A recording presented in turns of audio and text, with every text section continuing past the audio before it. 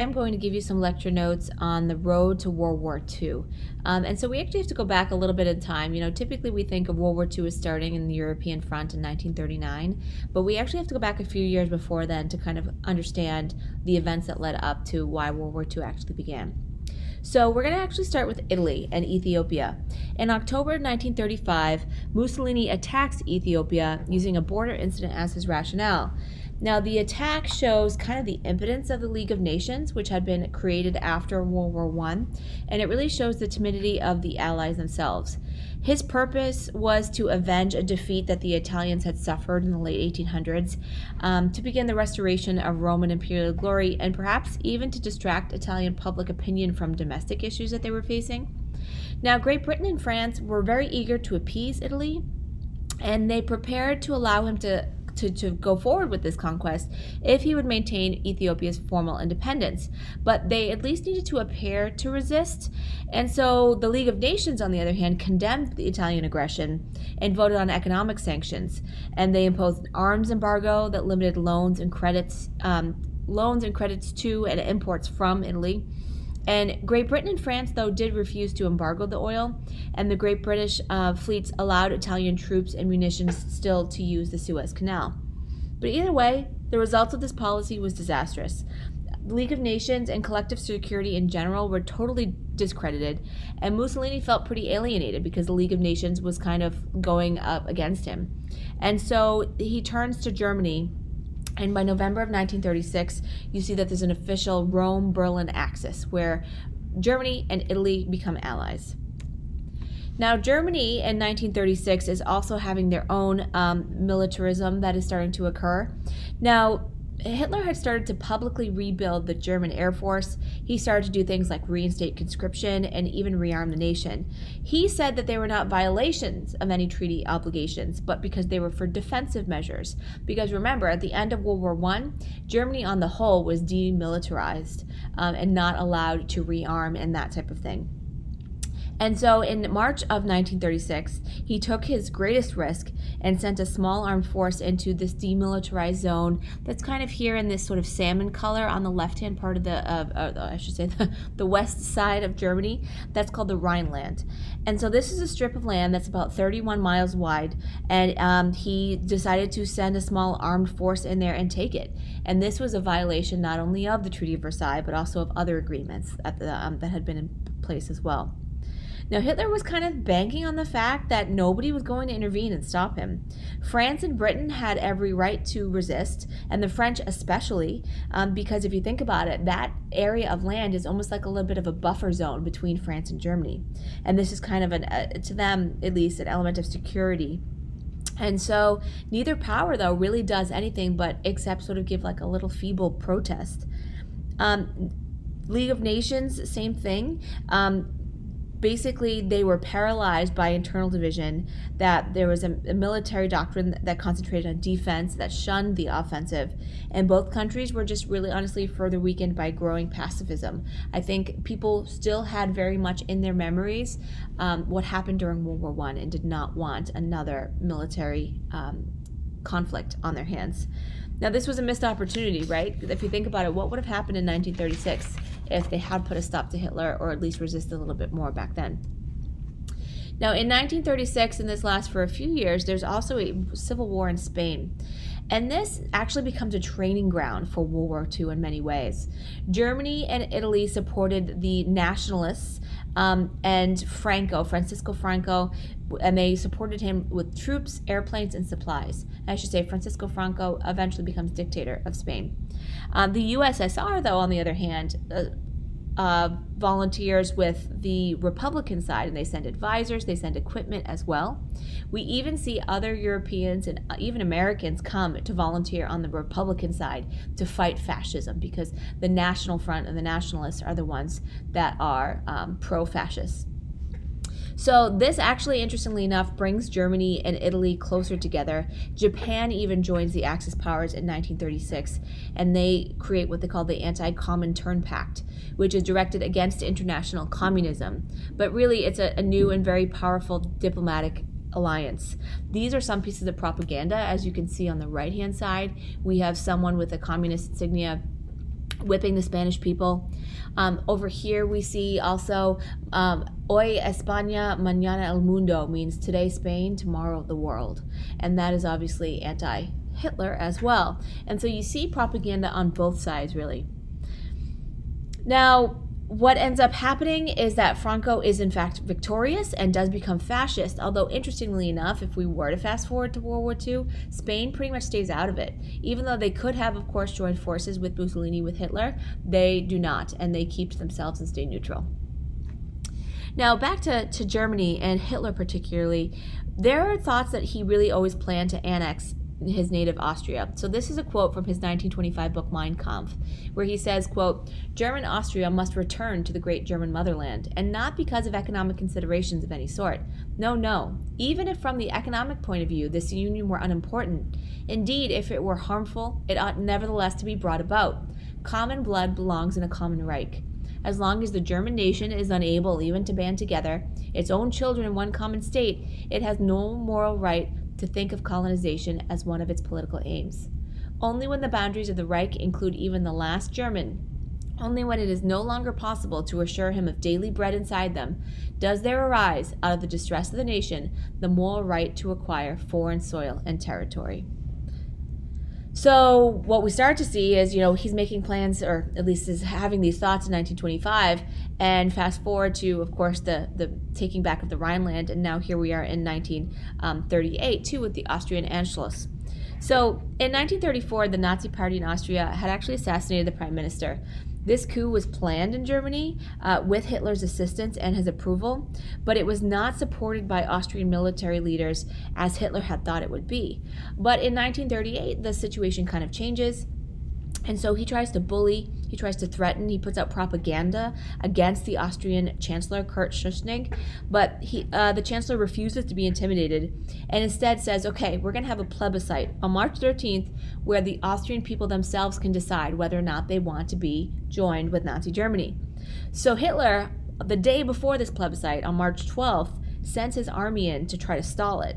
So the new chancellor, he cancels the plebiscite, he offers to resign, but the German troops were sent in anyway, and Hitler justifies this by saying that Austria had descended into chaos, right? Their chancellor has resigned, and so on and so forth. There were fake reports. There were even newspapers printed with a fake telegram where the Austrian chancellor was asking Germany for troops to restore order. So either way, this is yet another violation of the Treaty of Versailles. Now, Germany also pretty much surrounds this area that they call the Sudetenland. And the very existence of this country of Czechoslovakia is like a personal affront to Hitler. It was created in the Treaty of Versailles in 1914. It was democratic, it was pro-Western, it was partially created as a check on Germany, and they were of course allied with France and the USSR. Now, there were also about 3 million German-speaking people who lived in Sudetenland, near the German border, and they disliked the fact that they were a minority position in this area. And so the Nazi Party started to influence and started to advocate, and the Czechs made concessions, but Hitler really didn't want to improve the lot of the Sudeten Germans. He pretty much wants to destroy Czechoslovakia. So in May of 1938, the Czechs hear false rumors of a German attack, so they start mobilizing. Now, France, Great Britain, the USSR says, hey guys, if you attack, we're not going to support you. And so Hitler was forced to publicly deny that he hadn't planned an attack at that time and that, I don't have any designs on going into that country. And this kind of was a public humiliation to him and it infuriated him. And so he really does actually start planning to attack even more. So by September of the same year in 1938, he made this very provocative speech at the Nuremberg Nazi Party rally, which leads to rioting in Sudetenland. And the Czechs actually have to declare martial law. Now, the Prime Minister of Great Britain, Neville Chamberlain, actually comes 3 different times to Germany to try to appease Hitler. And he helped force the separation of Sudetenland from the Czech, and he forced the Czechs to agree by threatening to abandon them if they did not agree. So Chamberlain flies back to Germany, and Hitler raises his demands. And so in 1938, we have this a policy of appeasement that basically comes to be. So France and Great Britain are starting to prepare for war, but at the last minute, Mussolini proposes this conference where Germany, Italy, France, Great Britain, and they all will meet together. So we're talking March 29 of 1938. And so Hitler pretty much gets everything. I'm sorry, I said March 29th of 1939. I was wrong. Hitler pretty much gets everything that he demands regarding the Sudetenland. He says, I have no further design on Czechoslovakia, but in the month thereafter, you'll see that other countries start taking more chunks from it as well. And by March 15th of 1939, Hitler broke his promise and occupies Prague. So those who defend appeasement say that it gave the West more time to prepare for war, but those who said that the appeasement, like that they thought they were achieving peace, but the evidence really doesn't support this assertion. It's a really hard one. The policy of appeasement is incredibly controversial when you're talking about the history of this time. So I'm going to X out of this for a second. We're going to watch a 5-minute video that sort of does a good job of explaining the Nazi-Soviet pact.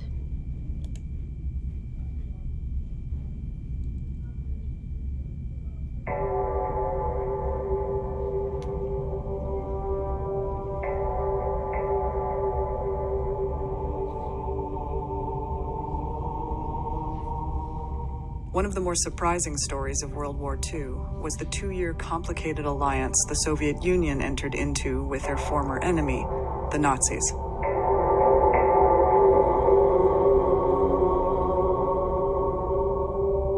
The world was startled in August of 1939 when Hitler and Stalin announced that they had agreed on a non-aggression pact.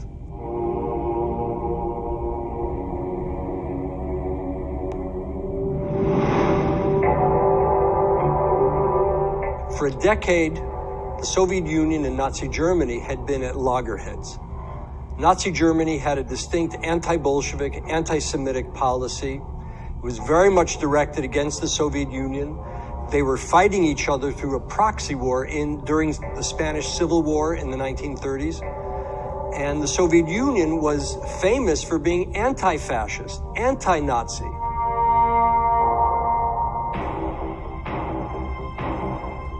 There was always coverage in the Soviet press about anti-Semitism.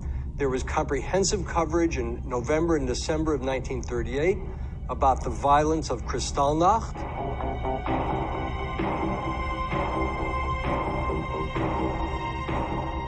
The Soviet government repeatedly denounced the anti-Semitic policies of Nazi Germany.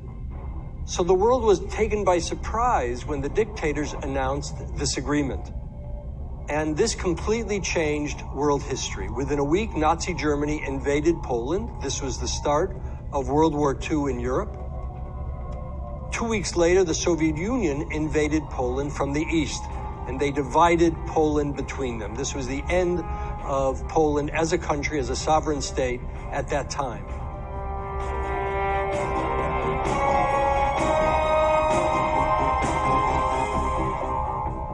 So between 1939 and 1941, Nazi Germany and the Soviet Union are allies. And Stalin actually provides very substantial support to Nazi Germany. So when Germany invaded the Soviet Union in June of 1941, this time it was Stalin who was taken by surprise. He had been given warnings, including warnings by Churchill and from other intelligence sources, that the Germans were preparing an invasion. But Stalin did not want to provoke Hitler, so he took no defensive measures. He was just afraid that his country wasn't prepared for war, and he was right, because within weeks the Germans overran Soviet defenses and captured major Soviet cities. The partition of Poland and the invasion of the Soviet Union and Soviet-held territories also heralded the beginning of systematic mass killing of Jews and other groups by the Nazis. At the time, approximately 3 million Jews lived in Poland alone. While the Nazis fought the Red Army on the Eastern Front, they also constructed and used several concentration camps where millions of people, including Jews, Roma, homosexuals, the mentally ill, the elderly, and children, died.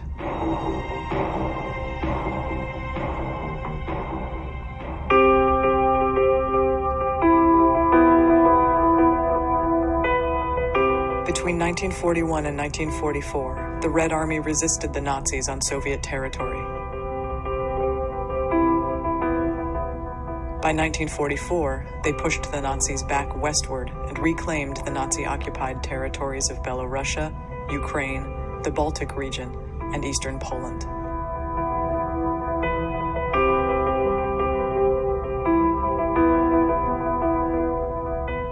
As they advanced, the Red Army liberated several concentration camps, coming face to face with some of the unspeakable horrors of the Holocaust.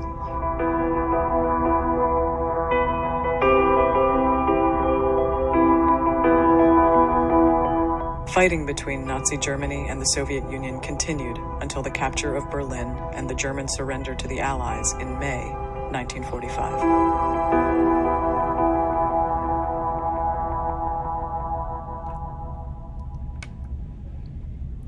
All right, so back to this pact here. And that video obviously goes sort of past this point in history in which we're kind of talking. But either way, it's important because this was shocking to many people in the world. And the terms were very secret. So it wasn't like incredibly well known that they were dividing Poland between these two powers or anything like that. And it just is really interesting because we have these two conflicting ideologies. We know how much each one of the other spoke out against each other. And yet they have this pact that they end up with in the first place. So by spring of 1939, Germany had already put pressure on Poland to restore the former German city, I should say, of Danzig, which is in historical East Prussia, and to allow a railroad and highway to pass through the Polish corridor to connect East Prussia with the rest of Germany. And Chamberlain in March of 1939 announces, okay, if Great Britain and France are going to guarantee that Poland will stay independent, or else we will interfere. And Hitler doesn't really take them seriously, which perhaps kind of makes sense, right? They have this policy of appeasement. They haven't stopped Mussolini. They haven't stopped Hitler with any of the other things that he's done yet. And the two powers probably were kind of bluffing. France had been sort of hiding behind the defense of the Maginot Line. They had no intention of attacking Germany. The only way to defend Russia was to bring Russia into an alliance against Hitler. Each side was incredibly suspicious of each other. France and Great Britain were hostile towards communism in general. And it was just, obviously they didn't have, it just was kind of a big bluff, I guess. We'll just leave it at that. But in August of 1939, the Nazis actually, how this sort of happened was that they faked an attack on a radio station in a German town that was right on the Polish border. So the Gestapo had kidnapped and killed a man, dressed him in a Polish military uniform, and left his body at the radio station so that it seemed like that was Poland that was actually attacking Germany on German soil. And so in September of 1939, September 1st to be exact, the Germans invaded Poland, and 2 days after that, Great Britain and France declared war as well. And this was a blitzkrieg war. It was lightning war against the Poles. The Poles had no tanks, they had very few planes, and the speed of the German victory astonished everybody, particularly the Russians, of course, too. And by September 17th, the USSR had invaded Poland from the east, and this was the official beginning of World War II. Now, I definitely made a mistake earlier with my dates in Czechoslovakia and the timeline there, and I apologize, with the Munich Agreement. I will put the right dates in the comment section of the video so that you can all make sure that you have it correctly. Thank you so much.